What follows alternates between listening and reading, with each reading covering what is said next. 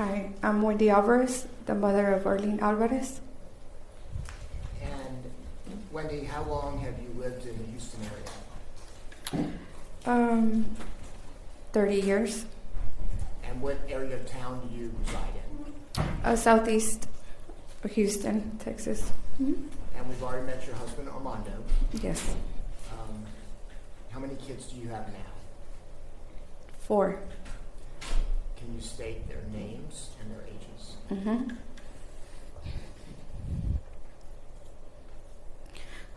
Arlene, she would have been 13. Armando Alvarez Jr., he's 11. Adriel Alvarez, he's 4. And our rainbow baby, Arlette, she just turned 2. So Arlette was born after this incident that the jury is convicted of defendant for. Correct. I want to ask you a little bit about Arlene. Mm-hmm. What type of relationship did y'all have, you and Arlene? Arlene, she was we wanted Arlene, so she was a planned baby. And the relationship, well, before I knew her gender, I already knew I wanted a little girl in her. Because I'm a hairdresser, so I wanted her to be like mommy. My husband wanted a boy so bad, so the case was that we had a little girl, and that's why we named her Arlene, because I felt like Arlene was connected with Armando, the AR, Arlene, Armando. And I gave Armando the initials with Arlene. So Armando's name is Armando Luis Alvarez. So Arlene is Arlene Lynette Alvarez, because I wanted Armando to feel connected to my daughter. And I'll ask you briefly, the type of relationship you had with your mother was very different than you had with Arlene? Yes. So my mom was a very strict mom. She always wanted me to learn everything on my own. She was more strict, and she didn't want to confuse the relationship between a mom and a friend, because she didn't want me to disrespect my mom. But with my daughter, I wanted to change everything. I wanted her to be my best friend and to always connect with me. And I wanted her to grow older and always come to me for anything. So that's the bond that I created with her. And she was my best friend. So she was in the 4th grade, right? Correct. Was she a good student? Excuse me? Was she a good student? Yes. And you talked about you being a hairdresser. What were the types of things she was recently getting into when she was 9? Oh, she had already mastered a blonde haircut.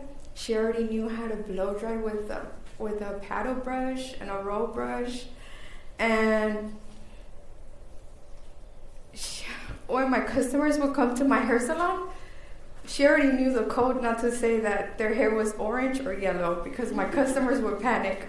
So she would tell everybody, do not say orange or yellow in my mom's hair salon, because my mom's customers are going to freak out. So do not say that. She already knew the color wheel too. She was very smart. She was into nails, makeup. Yes. So one time she approached to me, she was like, Mom, can you buy me a nail kit? And I'm like, no, because you cannot use the acrylic, Arlene. Those products are too strong. Mom, I got it. I want to do nails, So I ordered her the gel nail kit and everything. That day I had asked my mom if she could take care of Arlene, because I had 4 customers. And I specialize in blonde, like platinum cards and all this stuff. So I was like, I'm going to be really busy, Mom. She was like, don't worry, leave her here. When I got back that day, Arlene already had her nails done. She did it by herself. She's like, Mom, see, I know, I have it in me. Like, I did my nails by my own. And that's it. That's all she had to do. Once she took off with her first nail set, she was already doing nails to everybody. She was the nail stylist in the family. Can you describe her relationship with her brother, who was, I guess, 2 years younger? Mm-hmm. So, my babies, I feel like I was I'm so close to all my babies because I breastfed all my kids. I nurtured my babies, and I always took care of my kids. Wherever I worked, wherever I went, I always carried my kids with me because I thank my mom for making me the woman that I am now, because my mom would only take care of my kids for emergencies. But she taught me that I always have to have my kids around me. I come from a family that they had used auto dealership, so I grew up in my dad's dealership, so that was nothing different for me. So I was like, okay, well, I grew up in my dad's business. My kids grow up in my business as well. And when we had Armando Jr., Arlene was only 2 years old, but whenever Armando Jr. was born, I was like, I'm weaning off my baby from my bed. So they both slept together since Armando Jr. was born. So all Armando knows and knew was the love and the connection with Arlene. So when we lost Arlene, it affected Armando Jr. so much, to a point where, like, his first year of Arlene's passing, he will pee on himself. Until right now, he has low grades in school, and we have him in a special ed program because we want him to focus on his school, and it has affected him a lot. But thankfully, he comes from a family that we go hard on family celebrations. We distract him with activities. When we can, we vacation to distract. And we have a lot of family orientation and a lot of family support. Let me ask you this. You had said that they would sleep in the same room until about 7 months ago. Mm-hmm. Where was he sleeping? Okay, so after Arlene's passing, he would sleep in the living room. He didn't want to sleep in the bed by himself. And until barely right now, I was telling John Jordan that he has approximately 7-8 months that he barely adjusted to his bed. So he's barely sleeping in his bed, but he cannot sleep in his room without no light. He has to have a light. So we bought him a big LED light that changes colors. That way he could feel relaxed. He sleeps with rain music. I put rain music for him so he could relax. And he did some school counseling, but so far has been resistant to counseling. Yes. Okay.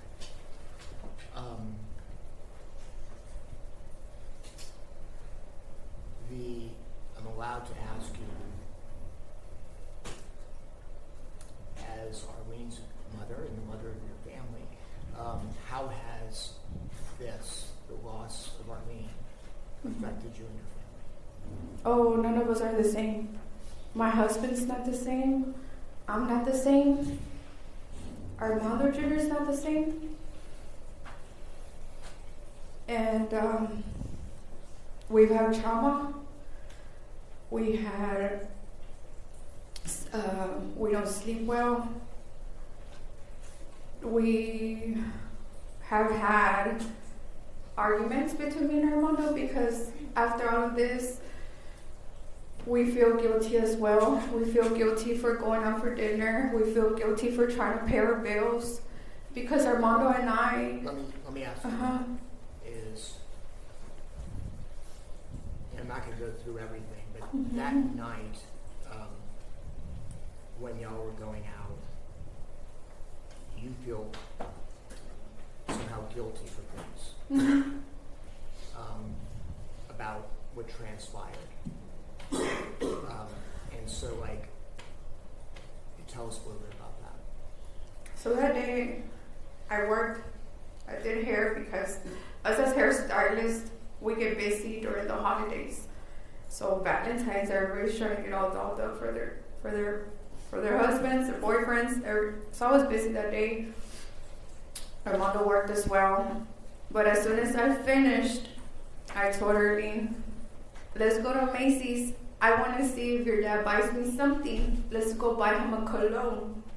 So she's like, Mom, you know he ain't gonna buy you nothing. Why are you gonna buy him something? Girl, let's just go. Because I had bought her a breakable chocolate for her and my son.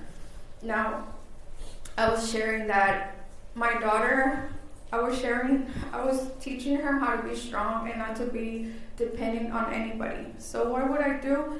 On Valentine's and any special occasions, I would give her all my love. You know, like I would make sure that she wasn't looking in the future for another man. I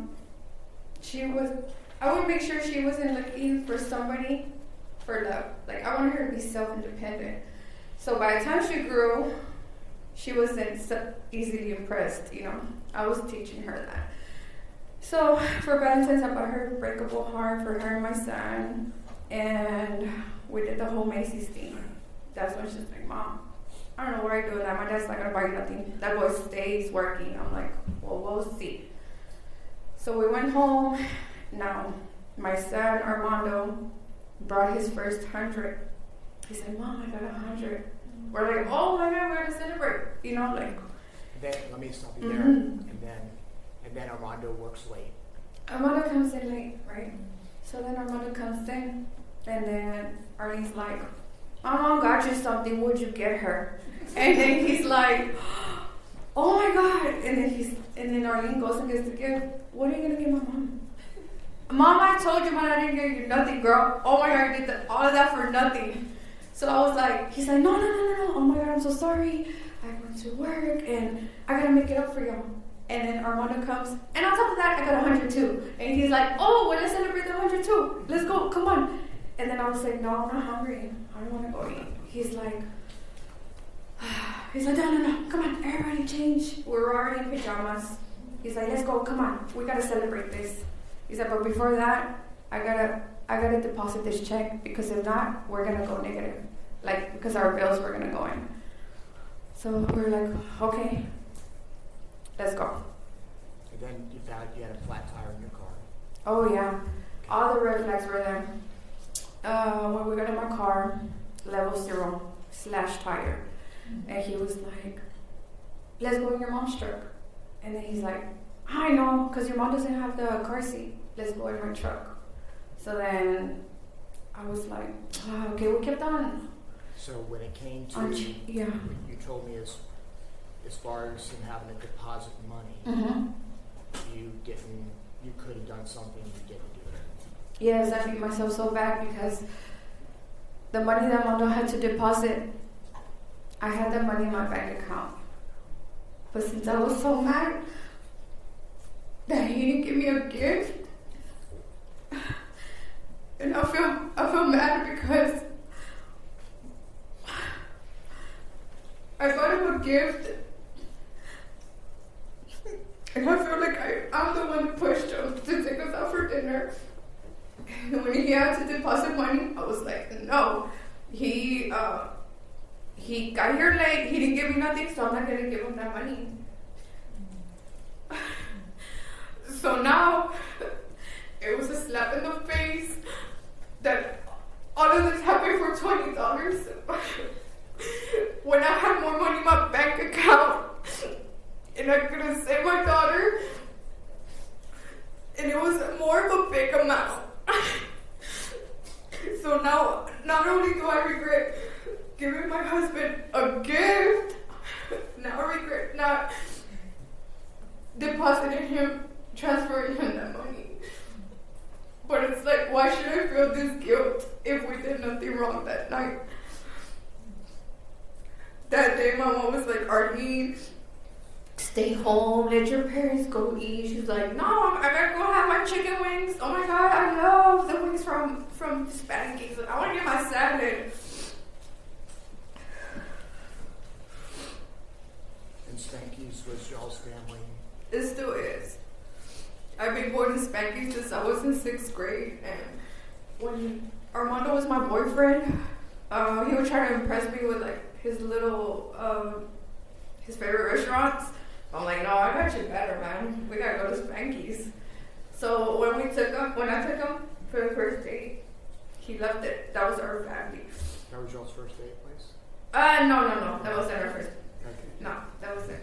But Arlene grew up there. Armando Jr. grew up there. When I was pregnant with Armando Jr., my favorite was fried mushrooms. And so the last thing I'll ask you, we know around this time you all are building your own house. Mm-hmm. And Arlene got to design her own room. Oh, yes. And did y'all end up still completing that room? So, I was sharing that me and Armando, we bought our first home when we were 21. And I was sharing that, I don't know if I have a different mentality, but I was like, we were already we had around 5 years living in the house, and I had to Armando, you know what, I don't want to be slaved up in the system. He's like, what are you talking about? I was like, I don't want to be young and in debt. Like, let's sell the house, and whatever we profit, let's buy a house cash, you know? That way, if we have the rest of our debts, which is it was our vehicles at the time, but then we're paid off, right? Fast forward, which you ended up doing during that time because you're living with your folks. So yes, house. I just want to explain stuff a little bit. That way they don't feel like we were living with my parents, you know? So we bought off a property, we demoed the house, and that's how we bought that house with the amount of money that we profited from our first house. And that's whenever we included Arlene and we did our design of our house, because that was the plan. And we would go clean up our land and everything, because that was our dream. So that's why we were staying with my parents at the time, because my parents were like, why am I going to spend more money? Y'all just stay here. Whatever y'all have to continue on building the house, instead of spending more money, y'all could just go ahead and save the money and stay with us. So that's the reason why we were staying with my parents at the time, because we were under construction. So how was the room designed? Arlene wanted her own shower, her own vanity. And when Arlene passed away, I didn't want to move on forward, because I wanted to finish the property with her, because, man, she was really good at cutting yard. She would get on the tractor and she would cut the yard. Man, she was real good at it, because even I tried it myself, and I'm like, man, this girl she was really good at even cutting the yard, like, because my husband, I know you haven't met him, but I'm not trying to talk good about him, but he always liked everything right. So when she would try to cut the yard, he would be like, you gotta go back and follow the line. So she got really good at that. So to me, I didn't want to move on forward with the house, because I wanted to finish it with her. But as an honor of love to her, I told my husband, no, you know what, let's move on forward. Let's finish this house for Arlene and for her brother and her sisters. Her brothers and her sister, you know, like, because they deserve it. And we learned that leaving everything for tomorrow, you just never know when there's not going to be no tomorrow. She had a big personality. She did.